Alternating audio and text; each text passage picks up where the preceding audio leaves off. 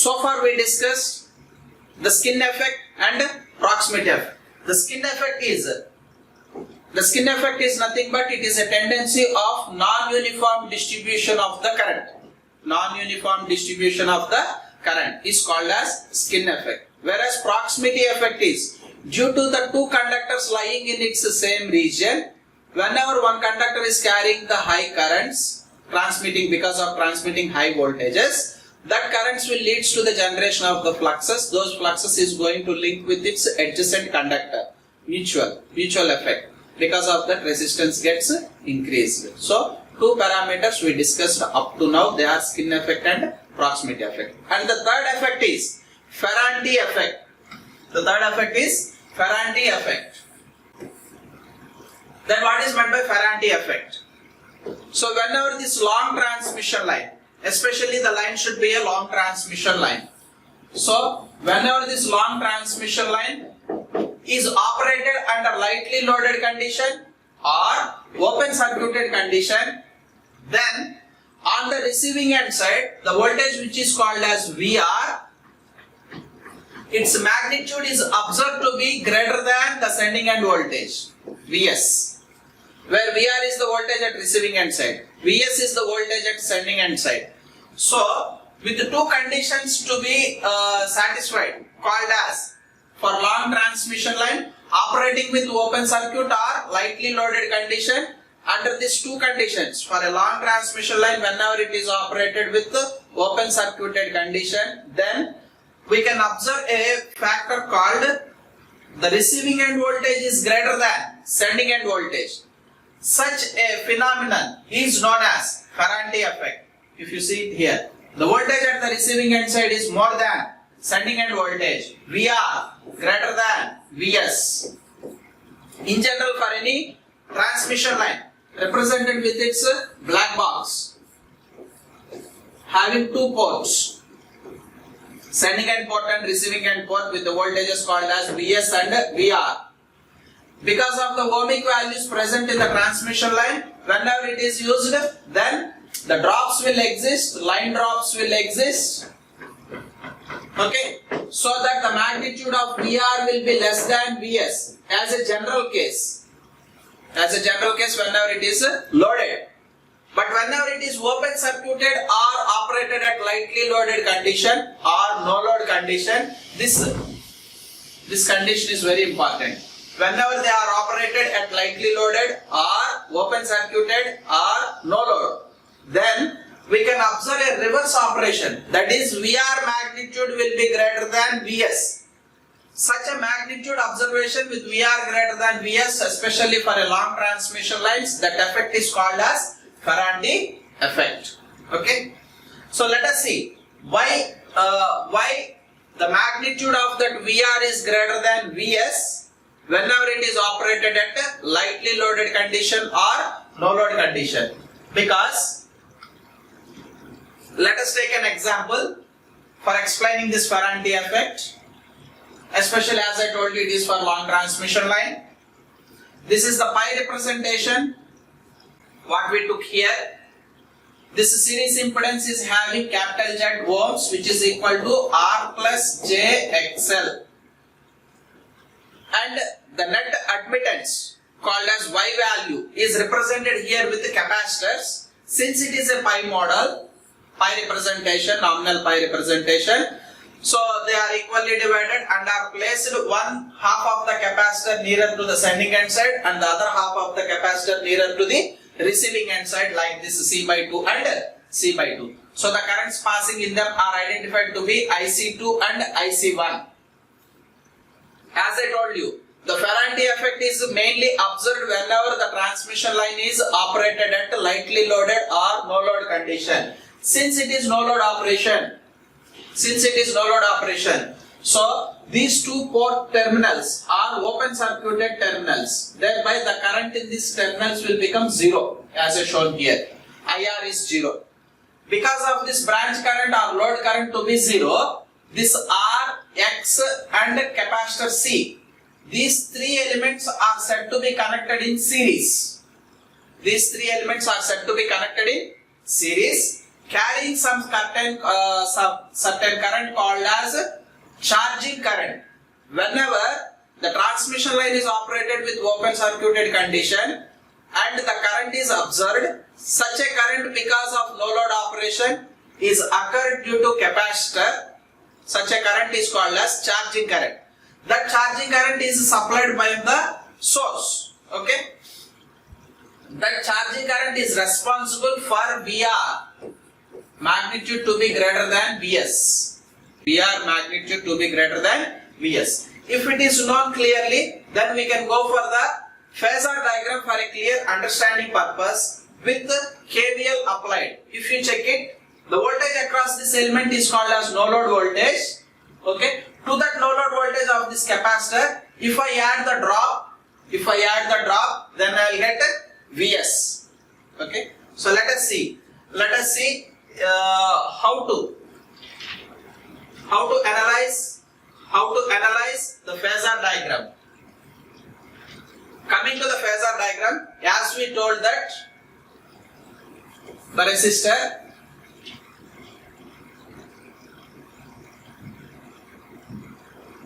this was the resistor, inductor followed by a capacitor, and we call this voltage to be as VR at no load. And here also one more capacitor is there, and this is the charging current passing in this direction, IC. Let me call that as IC. And this is the voltage Vs. This is R plus J XL, and this is minus J XC. So let me concentrate only with one capacitor. The capacitor voltage is identified to be VR at no load. It is taken as a reference for our equation. So across the capacitor the voltage is VR and the current is identified to be IC. Therefore this VR is taken as reference. Yes, this VR is taken as reference, OE line. With reference to the voltage across the capacitor, the current in the capacitor should be leaded. Since I took only one element as a pure capacitor, the current IC should be leading to voltage by 90 degrees. That is why you can observe here a leading current. This was the current. OH is the current phasor, which is leading to the voltage VR by an angle of 90 degrees because of having only capacitor element in our analysis. So that current, after identifying, you can apply the KVL loop. What is KVL? Vs is equal to the voltage available across these two port terminals called as VR plus the leading current IC multiplied by R plus J XL.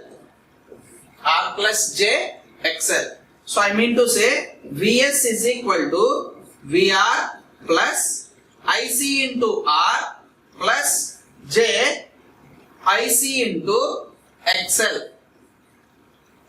I mean to say this equation Vs is equal to VR plus IC into R plus J IC into XL.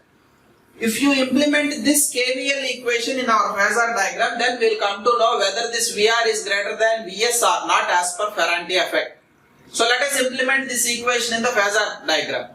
As I told you, VR is taken as reference. The current IC will be leading current. Therefore, OE is the VR and OH is the leading current IC1. Then I have to add the resistive drop to this VR. In resistor, I know that voltage and current will be in phase. Therefore, the voltage drop across this element called as IC into R will be in phase to IC and it should be added to VR. Therefore, at the tip of this VR, at this point, I have identified the drop called IC1 into R, which was shown in phase to this IC1, that is EF. EF is a parallel line drawn against OH. EF is the parallel line drawn to OH because the resistive drop is in phase to the current. Voltage must be in phase to the current. Okay. This was the point where we got so far. Means VR plus IC into R is completed here up to this part. Again plus J. Plus J indicates that in clockwise direction the phasor should be rotated by 90 degrees. Exact this was the position. Now we have to rotate this phasor in anti-clockwise direction by 90 degrees. This indicates plus J. Okay, so that this line was shifted to here horizontally. Okay, and what should be the length of that horizontal line? It should be IC into XL. So the magnitude of this IC into XL is identified as FG, drawn against to VR. Because of this leading current IC, it has become, this IC into X has become opposite to this VR. Okay, so adding up all these three, the resultant is called as Vs. So this resultant OG is called as Vs. Here you can verify the length of this line Vs, magnitude of this line Vs is less than VR. In other words, I can tell that VR magnitude is greater than Vs, which is because of only this factor. What is this? That voltage across the inductor IC into XL, that magnitude is going to in phase opposition to the voltage VR. This makes to reduce the voltage Vs. In other words, I say that this makes to increase the voltage VR, so that VR magnitude is greater than Vs magnitude. Okay, so this is about the phasor diagram. Whenever the transmission line is operating at no load, observing that VR is greater than Vs, right?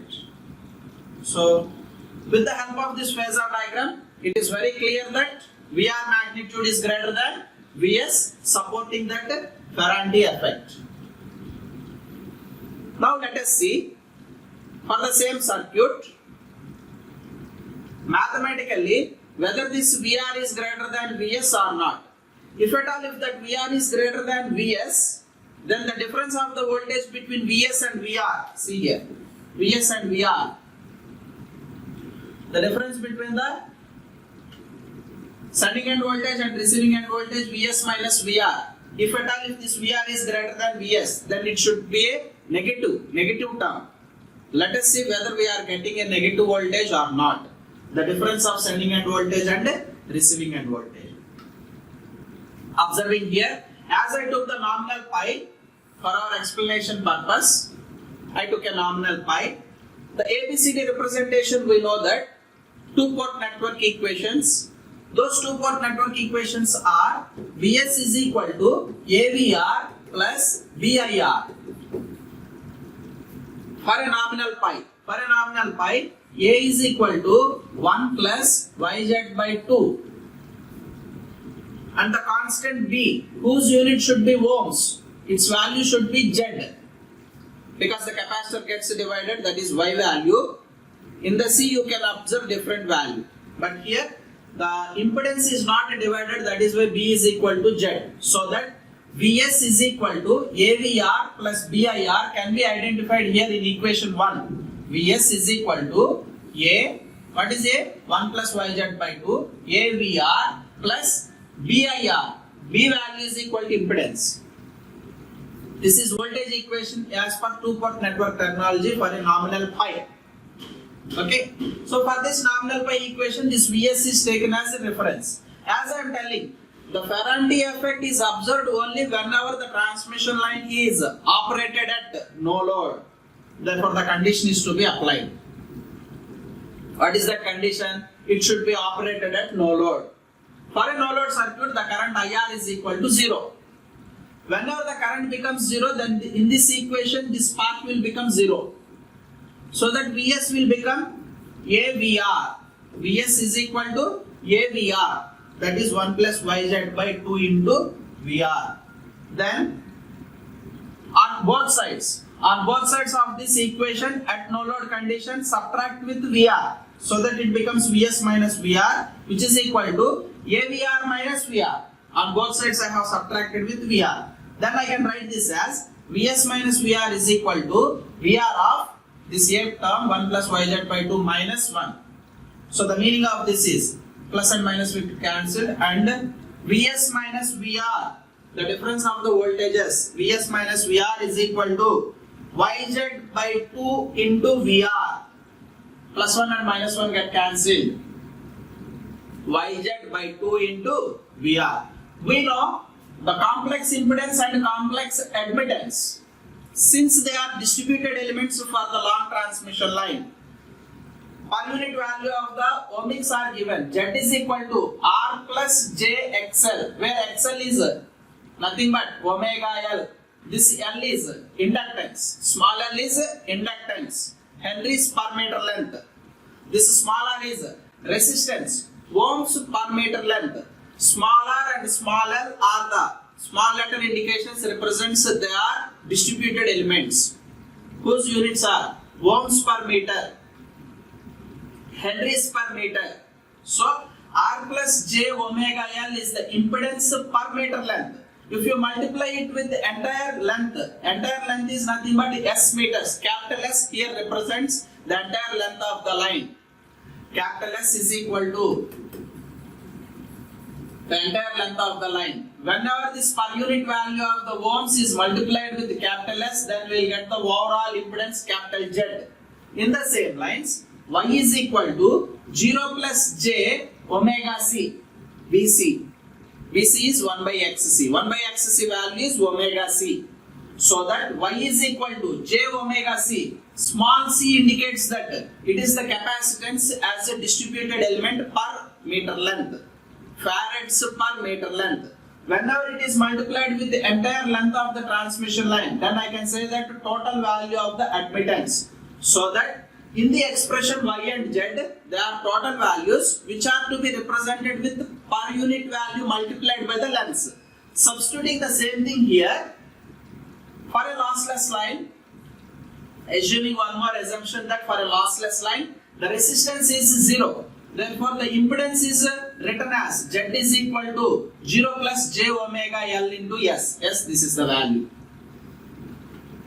J omega L, where S is the entire length, gives me the total Z. Similarly, total Y is there with us, whose value is equal to J omega CS. Okay, substitute this Y and Z in this equation. What we get is the difference between sending end and receiving end voltage Vs minus Vr is equal to 1 by 2 times that of Y into Z, so that they are imaginary values. J omega Ls multiplied by J omega Cs into Vr. We know that J into J is J square. J square value is minus 1. Therefore, its value is minus half into omega square S square Lc Vr. So, the difference of the sending end voltage and receiving end voltage, you can observe that it is a negative term. Since we got this as a negative term, we can say that Vr magnitude is greater than Vs. So, whenever this Vr is greater than Vs, then we can tell that it is a Ferranti effect. It is due to Ferranti effect, and the magnitude of this voltage to be more, Vs minus Vr magnitude is equal to, it's a negative value, indicating that Vr is more than Vs, and the value is half omega square S square small l small c into Vr. Okay, where small l and small c are inductance and capacitance of the distributed elements. Therefore, the magnitude which is greater than sending end side, the difference value is directly proportional to the square of the lengths. For long transmission line, as the length is very large, then its magnitude of the drop, which is higher, is also increasing. So this is about the Ferranti effect, which is not required. Then how to minimize this Ferranti effect? There are various techniques to minimize this Ferranti effect. The Ferranti effect is mainly due to, as we tell, due to the charging current and the drop created because of the charging current exactly phase opposition to Vr, happens completely at Vr because of the existence of that capacitance. Okay, so that capacitor current is to be compensated now. always the capacitor current is compensated with an inductor current. Therefore, one of the method is by placing the shunt reactors at the receiving end side. So by placing the shunt reactors at the receiving end side, we can compensate the charging current due to capacitor so that the net current will be cancelled out and almost will be in phase. So the main reason for this Faraday effect is the charging current, that is leading current. That leading current is now to be compensated by placing a reactor parallel to the load, parallel to the capacitor. Such an inductor which is connected in parallel to the capacitor is called as shunt reactor. So this shunt reactor is nothing but it is an inductive current which was connected in between the neutral, line and neutral, phase and neutral, which compensates the capacitive current. As I told, the capacitive current, that is leading current, is to be compensated with lagging current. So the Faraday effect is mainly due to the capacitance current, which is to be compensated with the shunt reactance, that is inductive current. This shunt reactor now compensates the capacitive VAR component, and therefore almost the voltage is said to be regulated within the prescribed limits without exceeding. As we told that VR greater than Vs, voltage exceeding than the sending end voltage is called as Faraday effect, which can be minimized. Like this we can minimize the Faraday effect. So far we discussed about three effects called as skin effect, proximity effect and Faraday effect. Now we are going to see the fourth one called as corona. So what is meant by corona and where we observe this corona? On the transmission line.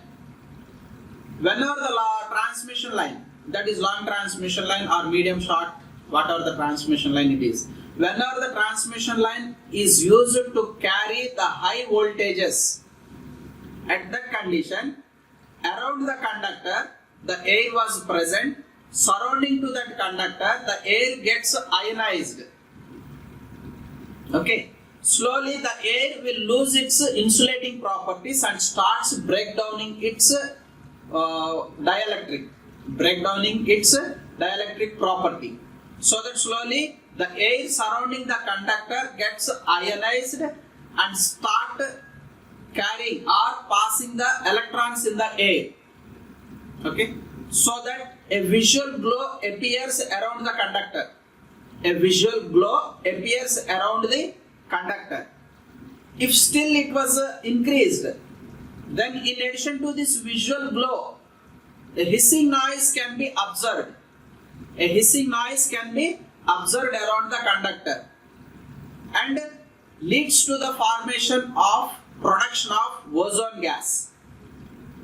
Production of ozone gas. So if these three phenomena occur on the conductor, is observed on the conductor, then we can say that that conductor or that transmission line was subjected to electrical corona. Okay. So let us see the phenomenon of ionization of the air surrounding the conductor, due to which a luminous glow is identified first of all because of the free electrons that are moving around the conductor in the air. So a luminous glow is identified, a hissing noise is observed, and the production of ozone gas takes place. Whenever these three takes place, then the conductor, that electrical conductor, is subjected to the corona. Okay. So that effect is called as corona effect, and this is possible if and only if the conductors or the transmission line is operated for high voltages. I repeat, whenever the transmission line is operated at high voltages, then three features if you observe. What are those three features? The three features are: first one, a luminous glow is identified around the conductor. Second one, a hissing noise is produced at the conductor. And the third one, a ozone gas is produced. A ozone gas is produced. These three features, if at all, if it is observed on the transmission line, then we can say that line is subjected to, affected with the corona. Then, how do that corona is formed? That is formation of the corona. So in general, the air around the conductor acts as an insulator, and it is not a perfect insulator. So the dielectric strength or isolation value, isolation voltage, insulating voltage. So insulating voltage or dielectric strength of that air depends upon the operating voltage.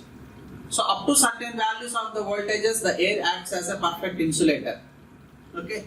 So whenever that charging current, if you see it here, the air acts as insulator between the conductors, and we also can identify that some charging current flows whenever the AC voltage induces between the conductors. Between the conductors, if at all if any EMF is induced between the conductors in the air, then we can know that because these two are conductors which are separated by certain distance. If at all in between these two conductors in the air, if the voltage is induced or EMF is induced, this leads to the charging current. This leads to the charging current, and this charging current increases with the voltage of the transmission line. So that if the voltage increases of the transmission line, if the voltage of the transmission line increases, then no doubt this charging current also increases. Slowly, the electric field intensity also increases because of this charging current. So this charging current IC will be directly affecting the electric field intensity of these conductors. As the charging current increases, obviously the electric field intensity also increases. Because of this properties, if you check that, if the intensity rises beyond 30 kV per cm, the peak value or maximum value, so this is the dielectric strength of the air, dielectric breakdown strength of the air. So if at all if this electric field intensity is greater than 30 kV per cm, then that air loses its insulating properties and starts breakdowning the air insulating properties. Then the air between the conductors break and starts conducting. Now in the air you can observe the movement of electrons in the form of a spark. In the form of a spark. That we call it as luminous glow. As per our definition, this is called as luminous glow. Okay. So the phenomenon of this ionization of the surrounding air around the conductor, due to which the luminous glow and hissing noise is observed, then the corona is formulated. Okay. So mainly this corona is formed because of the lines operating at a very high voltage. Whenever the lines are operating at very high voltage, the air surrounding the conductor gets ionized, and whenever that ionization happens, then EMF is induced in between the conductor. If that EMF induced also increases, then the charging current increases. Obviously, the electric field intensity of that conductors also increases. Whenever that field intensity is greater than 30 kV per cm value, which is the breakdown strength of the air, then obviously we can observe an electric breakdown, dielectric breakdown of the air, so that it starts conducting. So a luminous glow is observed in between the conductors with a hissing noise also. Later, ozone gas is also produced. So these three phenomena whenever observed on the transmission line, then we can say that it is subjected to corona. And next, let us see in detail how this corona is observed or formulated. So as we know that whenever the electric field intensity between the conductors is established, then there will be free ions and free electrons. Ions and free electrons are available in the air, which will be subjected to force. So because of that force, those will be moving in one direction, and due to this effect, the ions and free electrons, whenever they are moving or accelerated, then they will collide with the small moving, with less velocity moving molecules. These ions and free electrons, which are moving in opposite directions, will collide with each other, as well as collides with the molecules which are having less velocity. So whenever that happens, then whenever that happens, then you can observe that these charged particles during their motion, as I told you, it collides with one another and also with a very slow moving uncharged molecules. Because of these collisions, some heat is produced, and thus the number of charged particles goes on increasing rapidly because of the collisions. Whenever those particles goes on increasing, then we can say that the air, this increases the conduction of the air, so that air loses its insulating properties and about to start to break down its properties, called as breakdown occurs, avalanche breakdown occurs in the air, which will leads to the arc, so that an arc is established between the conductors. So that arc we can observe as a luminous glow. So this is the formation of the corona. So as I told you, whenever that air loses its insulating properties, obviously this corona will come into the picture. So at what voltages do this air will loses its dielectric properties? So for normal operating voltages, it will not be happened. Whenever the voltage level increases beyond a prescribed limits, then this corona will come into the picture. So there are two different types of voltages which will be observed in our transmission lines. They are defined as disruptive voltage, disruptive critical voltage, and visual critical voltage. These are the two voltages. Before these two, there is a voltage called as normal voltage. At normal voltages, there is no observation of corona. Whenever the operating voltage is exceeded, or whenever the operating voltage is reached to this disruptive voltage, then the ionization of the air gets started. Slowly it will take some time to ionize all the air molecules to lose down or to break down the dielectric strength. Therefore, whatever the voltage, or it is the minimum voltage. It is the minimum voltage at which the air around the conductor starts ionizing. Such a voltage is called as disruptive critical voltage. If you see the definition, the disruptive critical voltage is the minimum voltage. That is the minimum voltage required to start ionization. Okay. So it is the minimum voltage at which the breakdown of air occurs and corona starts. To occur the breakdown of the air, it starts ionization. So wherever the breakdown of the air or ionization has been initiated, such a voltage is called as disruptive voltage, VD. Okay. If still the voltage is increased beyond that VD, the complete ionization will take place. And slowly the luminous glow will appear on the conductor. The voltage at which the glow appears is called as visual critical voltage. The name itself says that visual, where we can observe a luminous glow. Therefore, as per the definition, visual critical voltage is the minimum voltage at which the visible corona begins. Visible corona means luminous glow. Luminous glow will appear. The voltage at which the luminous glow appears is called as visual critical voltage. The voltage at which ionization starts is called as disruptive critical voltage. Therefore, this VD magnitude in general will be less than VV. D stands for disruptive critical voltage. Small v stands for visual critical voltage. So in the process of our explanation of the corona, for normal voltages, corona is not appeared. Whenever the voltage is greater than or reached to disruptive critical voltage, then air gets ionized, starting of ionization takes place. If still that voltage is increased, then its magnitude whenever reaches to VV, then the luminous glow appears. Okay.